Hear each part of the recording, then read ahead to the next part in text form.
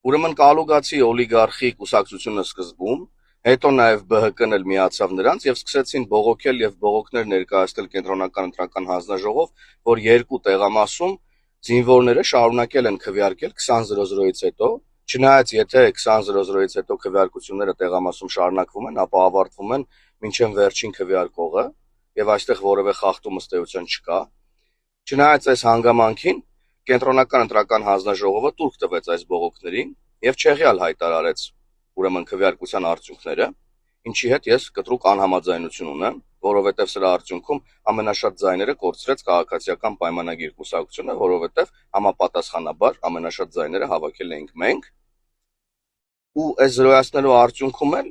ըստ էության գրեթե զրոյացան Բարգավաճ Հայաստան կուսակցության խորհրդարան անցնելու հնարավորությունները։ Ու հիմա էլ եկել են սրանից են բողոքում, այսինքն իրենց բողոքը բավարարվել է, հիմա էլ բողոքում են, որ իրենց բողոքը բավարարվել է։ Այ քեզ աբսուրդ։ Ուրեմն ուժեղ Հայաստանն ու ԲՀԿ-ն փոսը փորեցին, իրենք եկան ընկան այդ փոսի մեջ։